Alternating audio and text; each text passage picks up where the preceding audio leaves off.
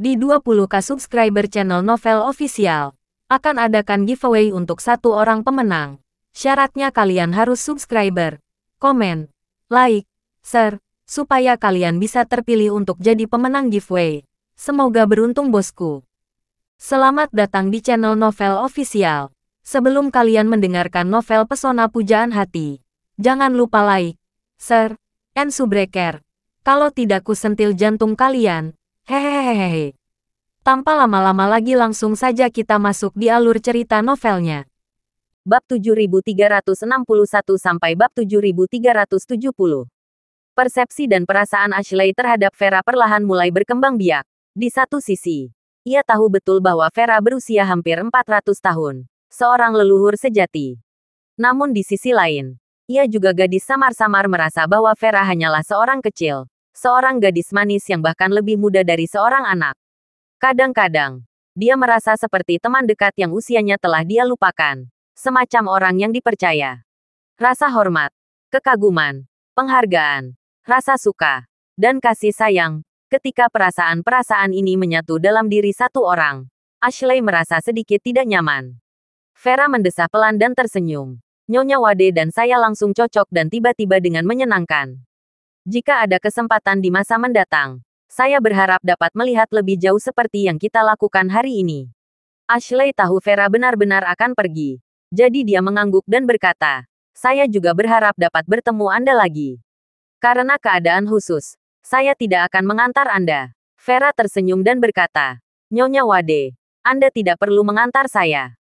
Saya akan pergi sendiri. Ia kembali menatap Kiyoshi, hanya untuk mengetahui bahwa Kiyoshi sudah menangis. Ia tersenyum dan berkata, Zengping, saya pergi. Kiyoshi, yang tahu Vera akan pergi, menahan isak tangisnya dan berkata, Nona, aku sudah 100 tahun tidak bertemu Anda. Hari ini, akhirnya kita bertemu lagi. Saya tantang Anda untuk tinggal di kuil selama beberapa hari. Bahkan hanya satu malam. Kiyoshi ingin berkata, Nona, aku sangat merindukanmu.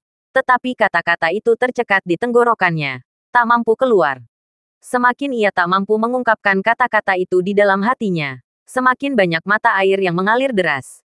Dua garis air mata membentuk garis, mengalir di wajahnya yang keriput seperti sungai yang mengalir di tanah kuning yang kering dan retak. Semua orang di sisi kedua tersentuh oleh rasa simpati. Mereka bahkan tak kuasa menahan diri untuk menatap Vera, berharap ia akan mengabulkan keinginan kecil Kiyoshi. Vera berkata lirih, Zengping, sudah takdir kita bisa bertemu lagi. Kamu tahu aku sudah terbiasa berpisah selama bertahun-tahun. Bertahan beberapa hari lagi hanya akan meningkatkan risiko dan membuat perpisahan berikutnya semakin menyakitkan.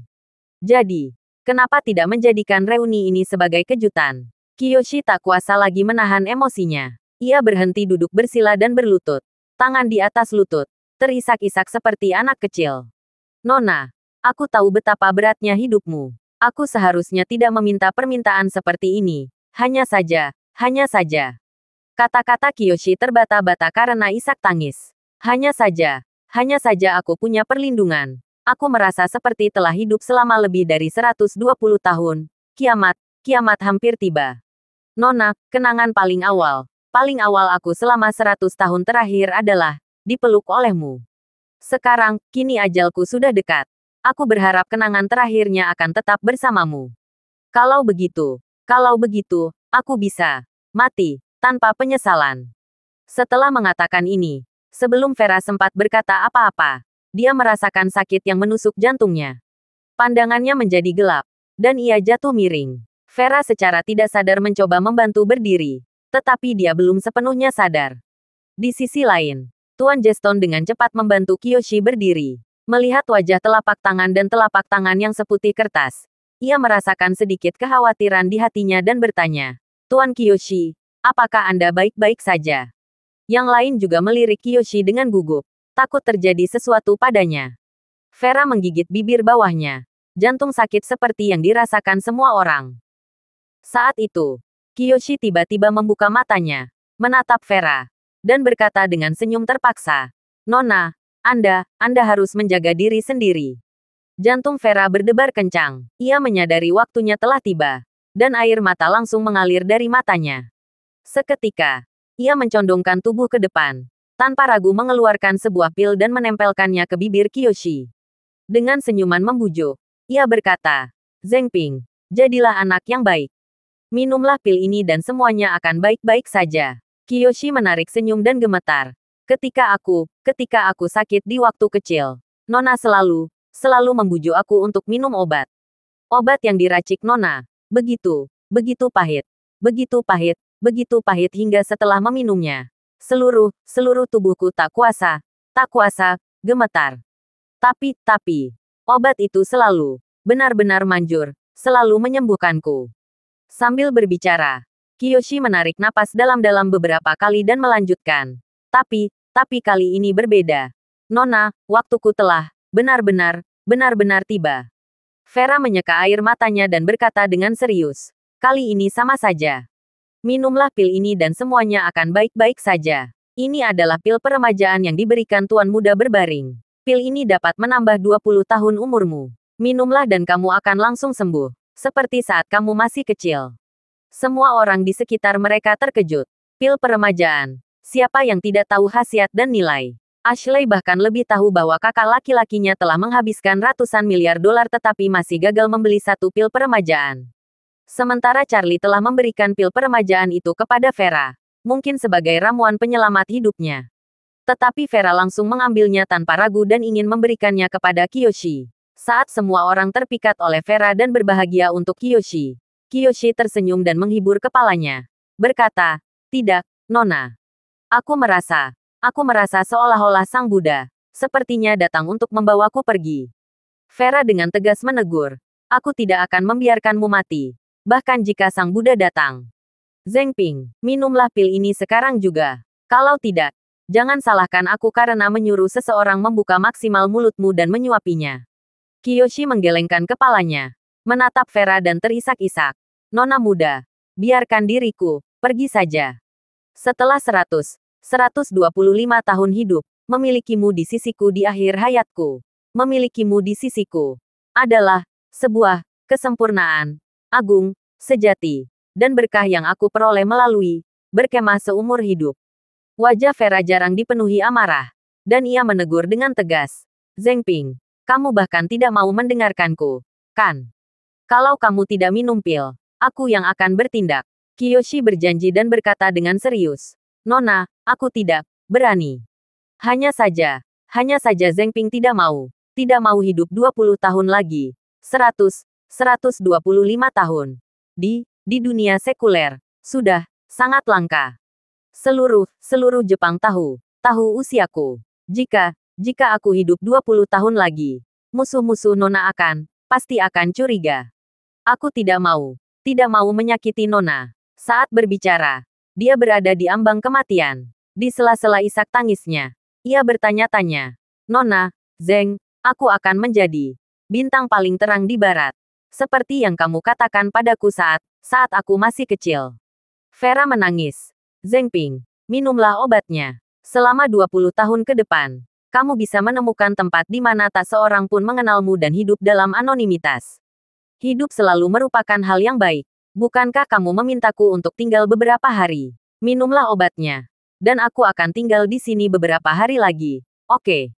Mata Kiyoshi kini dipenuhi air mata keruh. Ia menutup-tutupnya dengan putus asa. Mencoba menjernihkannya. Tetapi air mata itu segera mengalir tak terkendali. Menatap Vera, yang sudah kabur. Ia tersenyum dan berkata, Nona, maafkan aku karena tidak bisa mematuhi perintahmu kali ini. Vera memegang pil itu di tangannya. Meronta di dalam hati. Ia ingin menyuapi Kiyoshi dengan pil itu. Tetapi mengetahui tekadnya. Dia juga khawatir memaksanya hidup selama 20 tahun lagi hanya akan membuatnya menjadi beban. Kiyoshi menyadari perjuangan Vera, tersenyum dan berkata, Nona, tolong lepaskan. Anda bilang sebelumnya, Anda selalu harus melepaskan dan melepaskan. Biarkan kami terbang dan mengembangkan sayap kami. Sekarang, tolong lepaskan dan lepaskan. Biarkan aku pergi dan lihat saudara-saudariku. Vera menangis terseduh-seduh, tapi mengangguk dengan tegas. Kemudian, sambil menggenggam tangan Kiyoshi, yang terasa setua kulit kayu, ia terisak. Kalau begitu, obrolan untuk menyapa mereka untukku. Kiyoshi tersenyum penuh arti, dan langsung merasa lega. Ia menggenggam tangan Vera dan berkata, "Jangan khawatir, Nona, jangan khawatir." Setelah itu, ia menatap Jeston dengan puas dan berkata, "Guru Jeston, kumohon, sampaikan kepada Cheston, bahwa setelah aku meninggal, di batu nisanku, jangan ukir nama dharmaku. Ukirlah nama awamku. Saito Masahiro. Ini yang Nona berikan padaku." Jeston tak dapat menyembunyikan kepedihan hatinya saat melihatnya. Dan dengan sungguh-sungguh berkata, "Guru Kiyoshi, tenanglah. Aku akan menyampaikan ini." Kiyoshi mengangguk. Lalu menatap Vera lagi. Menggunakan sisa tenaganya untuk berkata, "Hati-hati. Nona muda, kamu harus hidup sampai hari terakhirmu. Kamu harus ingat untuk menikmati hidup. Dan tidak membabi buta, memberi kepada orang lain." Setelah itu, pupil matanya perlahan meredup, dan ia pun perlahan-lahan pingsan, hingga ia kehilangan semua tanda-tanda vitalnya. Namun, wajah Kiyoshi tidak menunjukkan sedikit pun rasa sakit atau dendam, melainkan senyum kepuasan dan keterbukaan. Semua orang di sekitarnya dapat melihat bahwa melihat Vera, dan berada di sisinya di akhir hayatnya, bagi Kiyoshi merupakan perwujudan kehidupan yang sejati.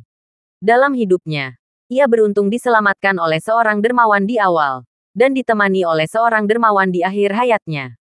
Selama itu, ia telah menjalani 125 tahun penuh suka duka, sebuah perjalanan yang indah, lengkap, dan memuaskan. Sepanjang hidupnya, Vera mengadopsi banyak anak yatim piatu, seperti Kiyoshi. Selain mengabdikan seluruh jiwa untuk mengasuh dan mendidik mereka, Vera juga memberikan bimbingan dan bantuan kepada banyak orang dalam perjalanan mereka. Dengan pengalaman hidup yang luas dan pengetahuannya yang mendalam, ia tak diragukan lagi adalah guru terbaik di dunia. Ia tak pernah ragu berbagi ilmu dan pengalamannya dengan anak-anak ini. Dan hasilnya, terlepas dari latar belakang mereka yang sederhana dan bahkan sulit, sebagian besar dari mereka kemudian menjadi individu-individu berbakat di berbagai bidang. Selama bertahun-tahun, Vera mengumpulkan kekayaan, tetapi ia membagikan sebagian besar kekayaannya kepada anak-anak ini, tanpa meminta imbalan apapun. Tujuannya semata-mata untuk memastikan mereka dapat menjalani kehidupan yang memuaskan. Jika mencakup fokus utama Vera selama 300 tahun terakhir, selain dari ketinggian yang tak tergoyahkan untuk bertahan hidup, sisanya hampir seluruhnya tentang menebar benih cinta di dunia.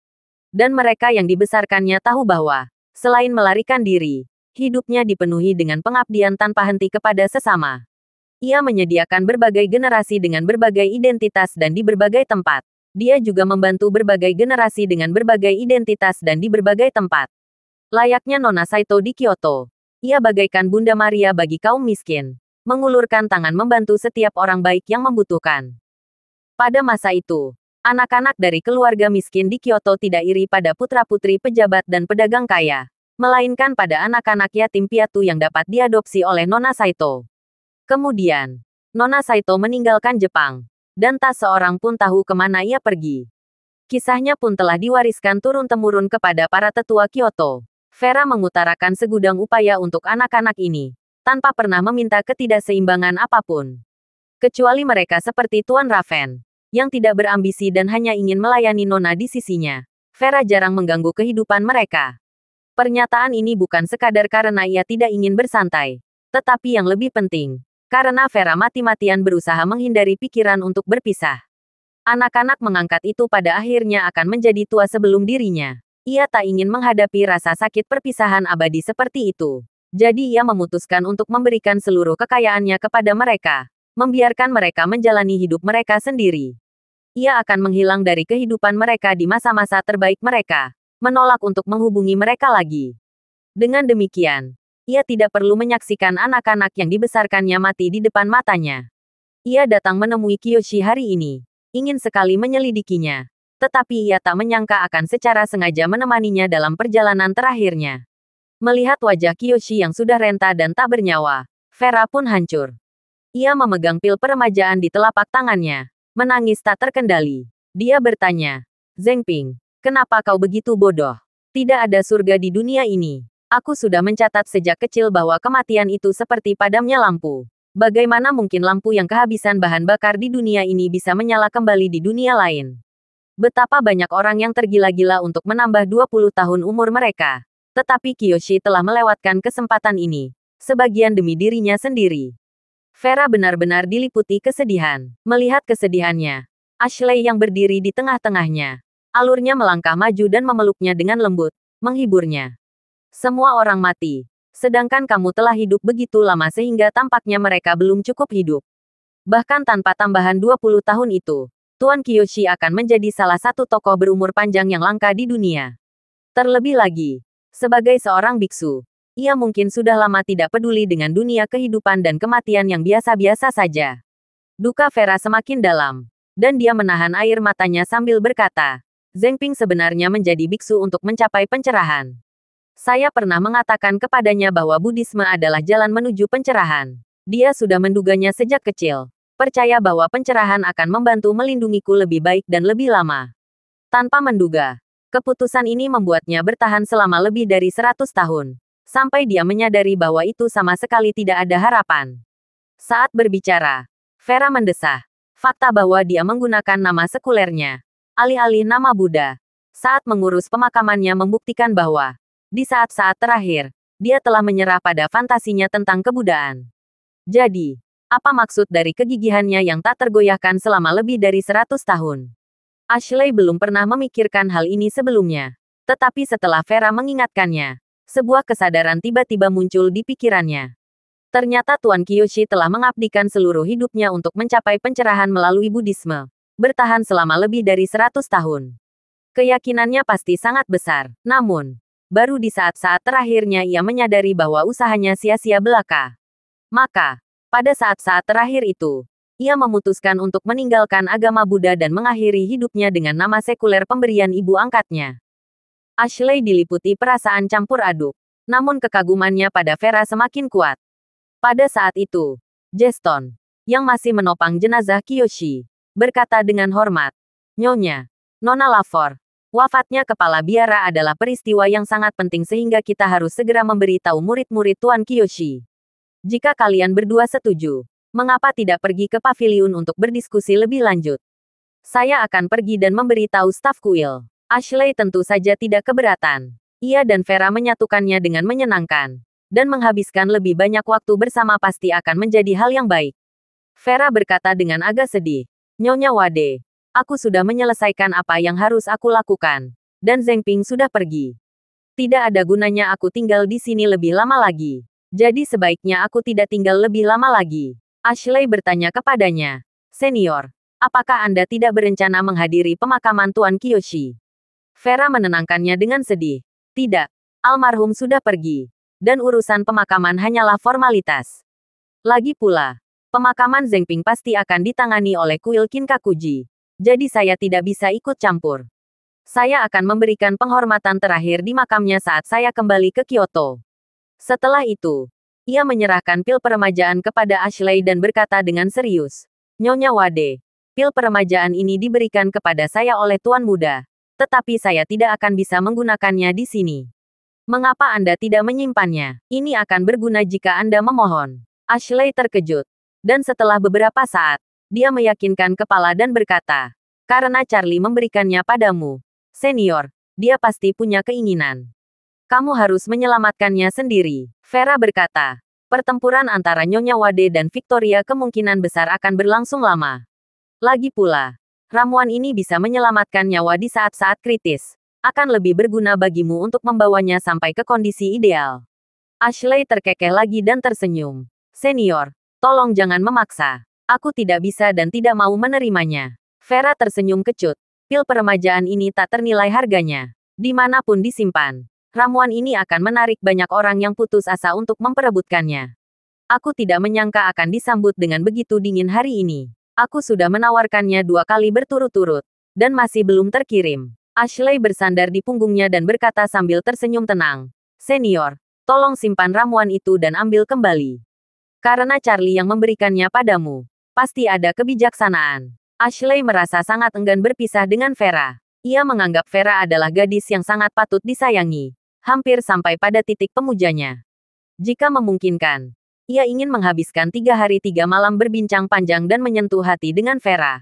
Mengungkapkan semua rahasia yang sebelumnya ia sembunyikan. Merasa sulit menemukan bagian jiwa. Vera juga mengagumi Ashley. Selama berabad-abad, ia tak pernah memiliki teman yang dapat ia percayai dengan tulus. Begitu terbuka dan tanpa ragu. Anak angkat tetaplah anak angkat. Sebagai seorang wanita yang membesarkan mereka, ia akan berbagi beberapa rahasianya dengan mereka. Tetapi tetap saja ada ketidakseimbangan generasi dan status. Sebagai perempuan Tionghoa tradisional, ia harus menjaga martabat seorang ibu. Sedangkan Charlie, ia selalu menyorot dirinya di hadapannya. Karena Charlie telah menyelamatkan hidupnya dan karena ia telah berada di dekatnya. Ashley adalah orang pertama selama bertahun-tahun yang benar-benar berbagi perspektifnya. Seperti kata pepatah, uang mudah didapat, tetapi sahabat sejati sulit ditemukan. Jika ia punya lebih banyak waktu, menghabiskan waktu berhari-hari dengan Ashley pasti akan sangat menyenangkan. Hanya saja waktu tidak mengizinkannya. Dan tentu saja ini bukan waktu yang tepat. Bagaimanapun, kepergian Kiyoshi telah membuatnya sangat sedih. Ia hanya ingin segera kembali ke villa di Scarlet Pinnacle Villa, tempat ia bisa menangis dan meluapkan emosinya. Maka, ia dengan lembut memeluk Ashley dan mengganti tangan. Ashley, dengan raut wajah enggan, mendesaknya. Senior, jaga dirimu. Vera mengangguk pelan dan berkata, Nyonya Wade, begitu juga Anda. Hati-hati, kita akan bertemu lagi. Ashley berkata dengan hormat. Kita akan bertemu lagi. Sister Sulins, Stephen, dan Guru Jeston semuanya menatap Vera dengan hormat dan berkata serempak. Senior, jaga dirimu. Vera menatap Tuan Jeston dan berkata, Tuan Jeston, mohon urus pemakaman Zengping. Tuan Jeston segera berkata dengan hormat, Amitabha, tenanglah. Nona Lafor, saya akan melakukan yang terbaik. Vera mengangguk, menatap Kiyoshi yang kini tertidur lelap, lalu menatap yang lain. Ia tersenyum dan berkata, kalau begitu, saya izin dulu. Kalian tidak perlu mengantar saya. Saya bisa pergi sendiri. Setelah itu, ia berbalik dan pergi tanpa menunggu jawaban. Meninggalkan aula utama. Sinar matahari yang hangat dan menyilaukan menerpa wajah Vera. Semilir angin musim semi yang hangat dan membawa aroma bunga yang lembut membuatnya terdiam sejenak. Ia memejamkan mata, menikmati hangatnya musim semi dan mekarnya bunga-bunga sejenak. Kemudian, ia melepaskan ikatan kuncir kudanya yang tinggi dan dengan ahli mengikatnya kembali ke kuncir kuda kembar yang sebelumnya ia kenakan. Wajahnya kembali menunjukkan ekspresi mudanya. Meskipun hatinya masih berat, tunas kuncup hijau baru yang tumbuh dari pucuk-pucuk pohon dan tunas kuncup yang muncul dari hamparan bunga di kedua sisinya membuat Vera sekali lagi merasakan dan makna hidup. Hidup itu seperti datangnya musim semi. Pohon-pohon baru bertunas dan bunga-bunga bermekaran. Namun, bunga-bunga dan tanaman yang layu di musim dingin yang dingin di musim gugur sebelumnya telah hilang selamanya. Seperti yang ditulis Gong Zizhen dalam puisinya. Kelopak-kelopak yang gugur bukanlah tanpa hati. Mereka berubah menjadi lumpur musim semi untuk melindungi bunga-bunga. Tumbuhan diwariskan dari generasi ke generasi dengan cara ini. Dan manusia, sebagai bentuk kehidupan tertinggi yang dikenal. Bahkan lebih dari itu, meneruskan warisan dari generasi ke generasi. Meskipun Zengping, putra angkatnya, telah tiada, Kiyoshi, guru besar Buddhisme Jepang, akan tetap hidup. Meskipun Kiyoshi mungkin belum mencapai pencerahan dalam kehidupan ini, pasti akan ada orang-orang di masa depan yang akan terinspirasi olehnya, memasuki kehidupan monastik Buddha, dan menemukan pencerahan dalam ajaran Buddha yang luas. Saat ia melangkah keluar dari kuil Kinkakuji, suara lonceng yang merdu dan bergema-bergema di belakangnya. Lonceng itu berdentang berulang kali, tanpa tanda-tanda akan berhenti. Para biksu, yang masing-masing menjalankan tugas mereka di dalam kuil, berhenti sejenak ketika lonceng berdentang lewat pukul 13. Lonceng kuil Kinkakuji jarang berdentang, hanya untuk mengumumkan waktu pada acara-acara penting. Dan lonceng tidak pernah berdentang lebih dari 12 kali. Setelah bel berdentang lewat pukul 12, semua biksu harus meninggalkan pekerjaan mereka dan segera menuju ke aula utama. Karena lonceng akan berdentang 9.981 kali. Dan bunyi lonceng menandakan wafatnya kepala biara. Meskipun para biksu Jepang cenderung lebih sekuler, para biksu Kinkakuji, di bawah pengaruh Kiyoshi, memiliki tingkat kesalehan yang jauh lebih tinggi daripada biksu Jepang pada umumnya. Mereka, dalam ranah Buddha, bagaikan perahu kecil yang bergoyang, membutuhkan panji yang terkemuka untuk memandu mereka. Dan Kiyoshi adalah panji tersebut. Kepergian Kiyoshi kini bagaikan kehilangan pemandu di lautan luas bagi para biksu yang sangat taat ini. Banyak biksu, dengan mata air berlinang di wajah mereka, berjalan menuju aula utama. Ratusan biksu, dengan mata merah, berjalan dan berlari tanpa suara menuju aula utama. Mereka tidak berani terburu-buru, takut mengganggu pendakian kepala biara ke surga barat. Vera mendengar bel, berhenti sekali lagi. Pikirannya melayang kembali ke Kyoto lebih dari 100 tahun yang lalu. Saat itu, kediamannya tidak jauh dari Kinkakuji. Suatu hari, ia mengajak anak-anaknya menikmati bunga sakura di halamannya dan menceritakan sejarah mereka. Ia menjelaskan bahwa bunga sakura, yang begitu umum dan dicintai di Jepang, sebenarnya berasal dari Tiongkok lebih dari 1000 tahun yang lalu selama periode Nara, periode ketika Tiongkok berada di puncak dinasti Tang. Ketika anak-anak bertanya kepadanya tentang sejarah ini, lonceng kuil Kinkakuji bergema di seluruh Kyoto, sama seperti saat ini. Ketika anak-anak bertanya kepadanya mengapa lonceng Kinkakuji terus berdentang, ia menjelaskan bahwa bunyi lonceng ke-81 melambangkan kembalinya ke hakikat sejati. Buddhisme Jepang berasal dari Tiongkok. Setelah hampir 2000 tahun berkembang dan terlokalisasi, agama Buddha Tiongkok juga telah menyerap banyak kearifan masyarakat Tiongkok kuno.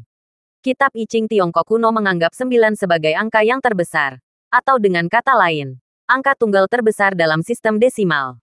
Dengan demikian, 9 melambangkan maksimalitas dan kesempurnaan. 81, 9 kuadrat, menandakan kesempurnaan yang melampaui kesempurnaan. Ia tidak menyampaikan kematian kepada anak-anak. Sebaliknya, ia tersenyum dan berkata, alasan Kinkakuji membunyikan loncengnya 81 kali adalah karena kepala biara mereka telah mencapai pahala sempurna, dan semua orang di kuil merayakannya. Pada saat itu, seorang anak laki-laki kecil yang naif mengawasi dan berkata dengan tegas, Nona, Zhengping ingin menjadi kepala biara suatu hari nanti, dan aku ingin lonceng Kinkakuji dibunyikan 81 kali untuk menghormatiku. Vera sakit kepala tanpa daya dan tersenyum. Dari kalian semua, Zhengping yang paling kompetitif. Kamu selalu berusaha untuk yang terbaik dalam segala hal. Anak laki-laki kecil itu menunjuk manusia salju terbesar di halaman dengan tangan yang merah dan beku dan berkata dengan bangga, Nona, Zhengping berusaha untuk menjadi yang terbaik dalam segala hal, bahkan manusia salju terbesar sekalipun. Jadi, masa depan Zhengping sebagai kepala biara Kinkakuji sudah jelas. 100 tahun yang lalu terlintas di benakku, dan Vera hanya bisa menghela napas. Beberapa hal, lelucon yang tampak biasa dan candaan yang menyenangkan, sebenarnya sudah dibenarkan. Ia menatap langit dan meringkuk dalam hati. Jika memang ada surga barat di dunia ini, mungkin akulah yang memiliki koneksi terbanyak di surga itu. Kalian semua anak yang baik. Kalian pasti sudah lama pergi ke sana dan kalian semua pasti menungguku di sana, kan? Berita wafatnya Tuan Kiyoshi dengan cepat menyebar ke seluruh Jepang. Masyarakat Jepang selalu menghormati dan mengagumi guru Buddha yang telah lama hidup ini. Ketika mendengar berita tersebut, banyak orang berbondong-bondong ke kuil Kinkakuji di Kyoto untuk memberikan penghormatan terakhir, dan stasiun-stasiun televisi menyiarkan liputan langsung tentang kehidupan. Saat Vera naik pesawat untuk lepas landas kembali ke Tiongkok, ponselnya masih berdering dengan notifikasi tentang Kiyoshi. Vera, yang patah hati, terbang kembali ke Aorus Hill. Di pesawat, Emmet memasuki kabin depan dan melihat Vera bersandar di jendela, tenggelam dalam pikirannya. Ia mendekat dengan hati-hati dan bertanya dengan hormat, Nona, apakah Anda baik-baik saja? Vera tersadar kembali dan memaksakan senyum. Saya baik-baik saja. Terima kasih atas kerja keras Anda, mengikuti saya sampai ke Jepang. Emmet segera membungkuk dan berkata, merupakan suatu kehormatan bagi saya untuk melayani Anda, Nona. Selama Anda berada di luar negeri, saya sering bercerita tentang Anda kepada saudara-saudari saya yang tumbuh besar bersama Anda. Meskipun kami semua telah meraih prestasi di berbagai negara dan bidang, yang paling kami irikan adalah Tuan Raven. Dialah satu-satunya yang telah mendampingi Anda selama bertahun-tahun. Vera menghela napas. Ini sulit baginya. Dia telah menemaniku selama bertahun-tahun, dan dia bahkan belum memiliki anak. Emmet mendesah pelan. Sebenarnya, bagi kami yang tidak dapat melacak garis keturunan leluhur kami, sebenarnya tidak perlu melanjutkan garis keturunan kami. Setelah itu, ia tiba-tiba teringat perjalanan singkat mereka ke Jepang dan bertanya, Nona, apakah Tuan Kiyoshi juga seorang yatim piatu yang Anda besarkan? Ya, Vera mengangguk sambil mendesah. Di Jepang, saya mengadopsi banyak anak yatim piatu dari Kyoto. Seiring waktu, saya menjadi sedikit terkenal di Kyoto. Dan banyak orang meninggalkan bayi mereka yang tidak diinginkan atau tidak dirawat di depan pintu rumah saya. Zheng Ping salah satunya. Pada titik ini, Vera hanya bisa menghela nafas. Waktu sudah berlalu lama sekali. Anak-anak itu sudah lama meninggal. Zheng Ping adalah yang terakhir meninggal. Dengan kepergiannya, semua anak yang saya besarkan di Jepang juga hilang. Emmet bertanya kepadanya, Nona, apakah Tuan Kiyoshi yang paling Anda sayangi di antara anak-anak itu? Vera sakit kepala. Tidak juga. Tapi dia menjalani kehidupan yang paling sulit. Setelah itu, ia mengenang. Ibu Sohei melahirkannya saat berusia 17 tahun. Saat musim terdingin di Kyoto. Setelah itu, ia meninggalkannya di luar rumahku dan tenggelam di sungai Yodo. Mengingat cuaca saat itu, bayi yang baru lahir kemungkinan besar tidak akan bertahan hidup lebih dari setengah jam. Untungnya, dia menangis keras di ayunannya. Dan anak-anak lain mendengar dan memberi tahuku. Jadi aku membawanya ke rumah. Emmet bertanya dengan heran. Lalu kenapa ibunya bunuh diri? Vera berkata, Ibu Zheng Ping meninggalkan surat untuk Zheng Ping. Menurut surat itu, ayahnya adalah cucu keluarga Ito yang tinggal di Kyoto pada saat itu. Dan Ibu Zheng Ping adalah seorang pembantu di keluarga itu. Ayahnya, yang ditindas oleh istrinya, diam-diam berselingkuh dengan Ibu Zheng Ping. Kemudian, ketika Ibu Zheng Ping hamil, ayah, karena takut ketahuan, mengusir Ibu Zheng Ping dari rumah dan mencari tempat tinggal lain selama ia melahirkan. Namun diketahui, perselingkuhan itu akhirnya oleh para pembantu lainnya, dan keluarga Ito, yang bertekad untuk menghabisi Zheng Ping dan ibunya, membunuh mereka semua. Emmet bingung, mengapa keluarga Ito tidak menghukum menantu mereka yang tinggal di rumah atas perselingkuhannya. Sebaliknya, mereka membunuh seorang pembantu. Vera menjelaskan, keluarga Ito memiliki kekhawatiran tersendiri. Mereka menginginkan cucu yang tinggal di serumah karena kepala keluarga saat itu hanya memiliki satu anak perempuan. Dan ia membutuhkan cucu yang tinggal serumah untuk meneruskan keturunan keluarga Ito. Ayah Sohei dan putri Ito sudah memiliki seorang putra bernama Keiichi Ito.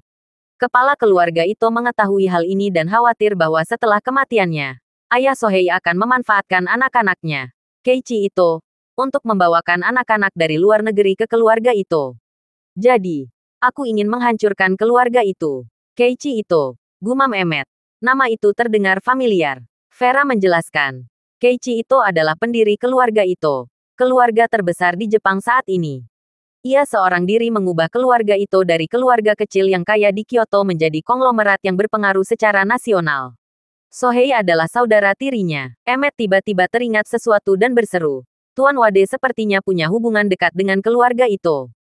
Ya, Vera mengangguk sambil mendesah pelan. Jika Zheng Ping meminum pil peremajaan itu, mungkin dia akan bertemu Yahiko di masa depan. Keiichi Ito adalah kakek buyut Yahiko. Pesawat kembali ke Aorus Hill saat senja. Vera segera mengunci diri di villa puncak gunung Scarlet Pinnacle Mountain Villa. Berpikir dalam diam. Pertemuan dengan Kiyoshi dan perpisahan mereka ini menyadarkannya akan sesuatu. Dulu, ia selalu mengadopsi anak-anak, membesarkan mereka, dan mempersiapkan mereka untuk dunia, lalu menghilang dari dunia mereka. Ia mengira mereka akan dilupakan. Tetapi ia tidak menyangka anak-anak ini masih menyimpan perasaannya selama lebih dari 100 tahun. Jika Kiyoshi seperti ini, kemungkinan besar beberapa anak lain selamat juga sama. Dulu, demi keamanan dan untuk melepaskan segalanya, Vera jarang menghubungi mereka. Namun di lubuk hatinya, orang-orang ini adalah anak-anaknya. Dan bagaimana mungkin ia tidak merindukan mereka? Maka, di halaman, di bawah pohon Bunda Puca, ia diam-diam memutuskan bahwa jika Victoria tak lagi menjadi ancaman, ia akan mengunjungi anak-anak yang tersisa, jika masih memungkinkan. Karena yang termuda di antara mereka mungkin berusia 70 tahun. 3 hari kemudian, pemakaman Tuan Kiyoshi diadakan di Kyoto, Jepang. Mengharukan. Pemakaman tersebut dipimpin oleh Master Jeston, seorang guru muda-Buddha dari Tiongkok dan sahabat karib Kiyoshi. Jenazah Tuan Kiyoshi dikremasi di rumah duka di Kyoto. Seluruh Jepang berharap Kiyoshi akan meninggalkan peninggalan setelah kremasi. Namun sayangnya, Kiyoshi menghilang dalam kepulan secepatnya, hanya menyisakan segenggam abu. Sesuai dengan keinginan Tuan Kiyoshi, abunya tidak ditinggalkan di kuil Kinkakuji. Kinkakuji hanya menyimpan prasasti arwahnya. Sementara murid utamanya diam-diam mengubur abunya di sebuah pemakaman di pinggiran Kyoto. Pemakaman ini memiliki sejarah lebih dari 100 tahun dan merupakan salah satu pemakaman tertua di Kyoto. Puluhan ribu orang telah dimakamkan di sana. Pemakaman ini kehabisan lahan baru beberapa tahun yang lalu. Tetapi beberapa orang telah membeli lahan kosong yang masih belum terpakai. Salah satu lahan kosong ini dibeli bertahun-tahun sebelumnya oleh Biksu Kiyoshi. Setelah pemakaman Kiyoshi, batu nisannya didirikan. Namun, tidak seperti kebanyakan makam lainnya. Batu nisannya hanya bertuliskan makam Kiyoshi Saito, dan tahun kematian di bagian bawah. Karena tidak ada tanggal lahir yang tercatat, hanya sedikit yang mengetahui usia penghuni lahan ini. Apalagi fakta bahwa itu adalah tempat peristirahatan terakhir Biksu Kiyoshi. Di samping makam Kiyoshi Saito, beberapa batu nisan menyebutkan nama keluarga Saito yang tersebar di sana-sini, termasuk milik Keiko Saito, Toyama Saito, Hide Saito, Suzu Saito, Ryo Saito, dan sebagainya. Tahun-tahun kematian orang-orang ini sangat beragam. Bahkan ada yang meninggal pada tahun 1926. Mereka yang kurang paham dengan situasi ini mungkin berasumsi bahwa sebuah keluarga Saito tertentu menguburkan kerabat mereka yang telah meninggal di sini.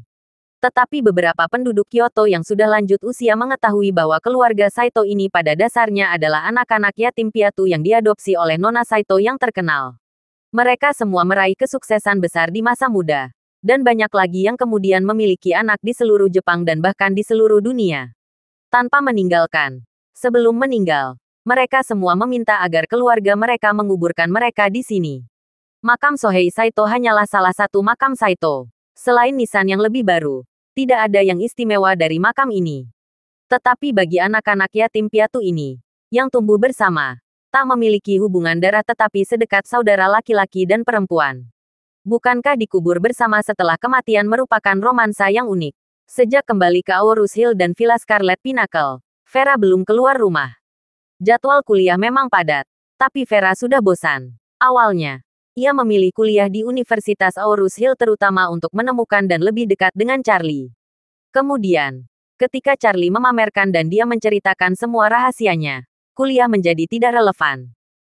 Setelah kembali dari Jepang, ia mengalami depresi. Merasa tidak mampu mempertahankan identitasnya sebagai pelajar.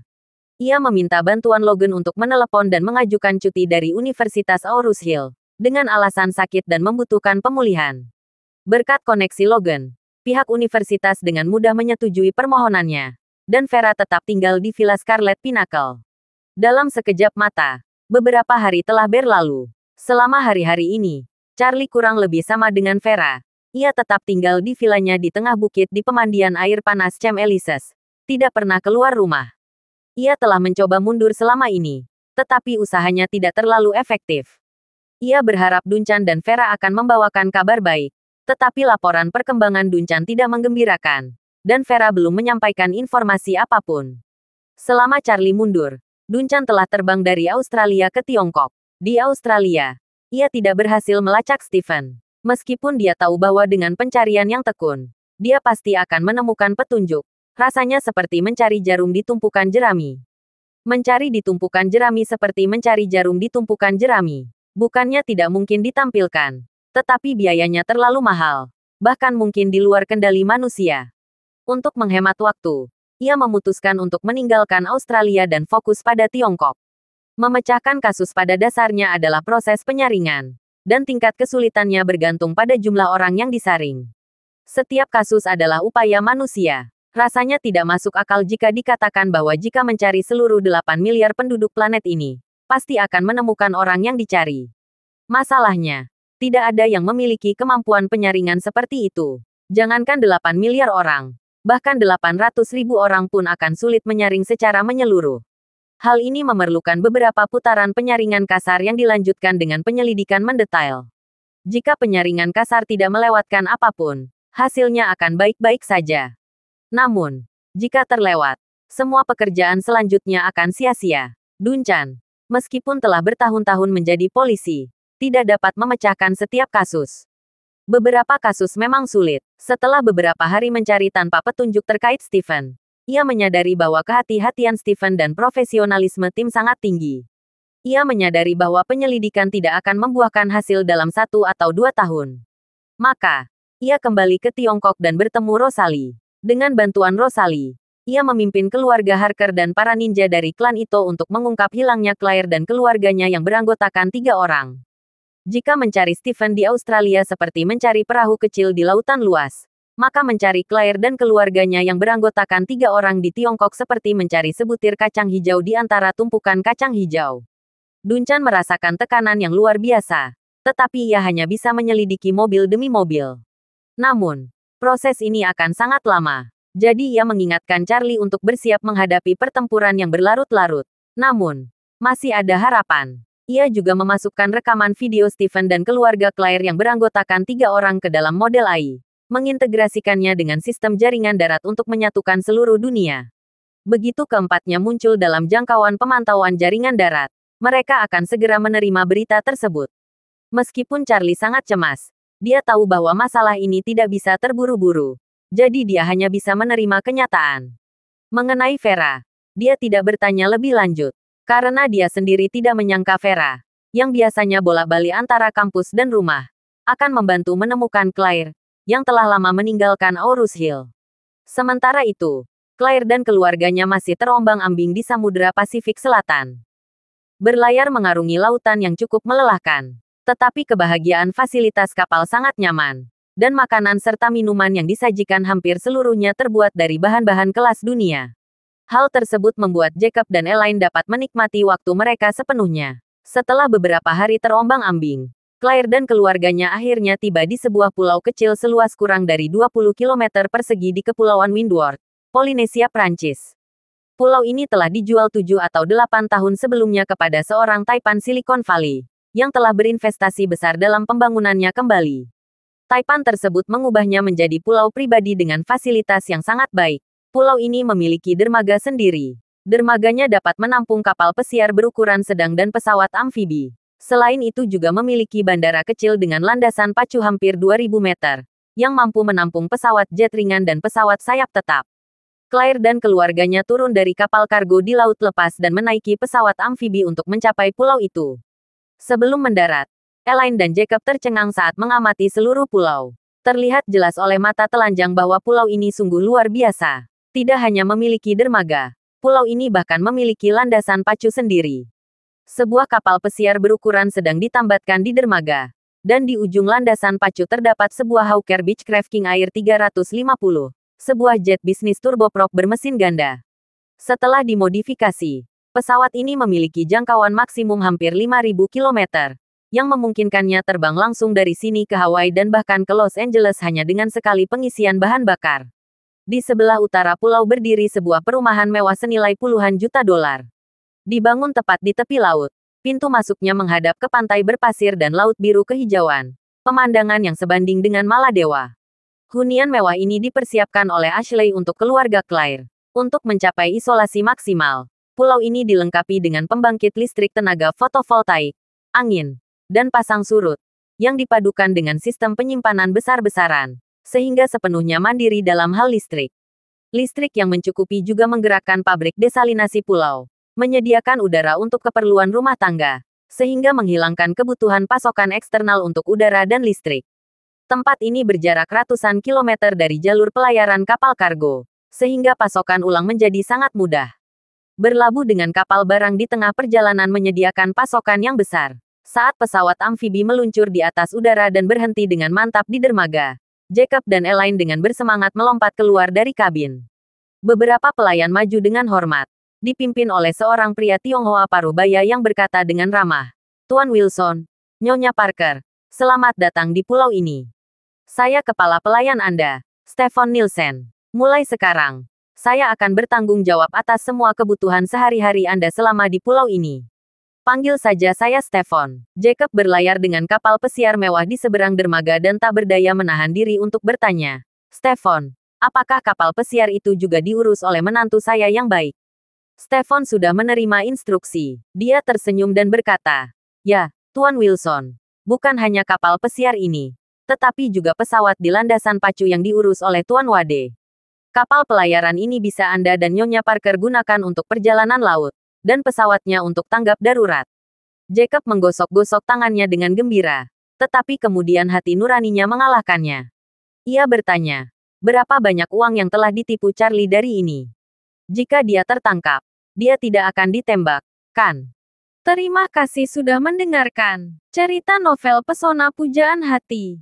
Sampai jumpa di novel selanjutnya.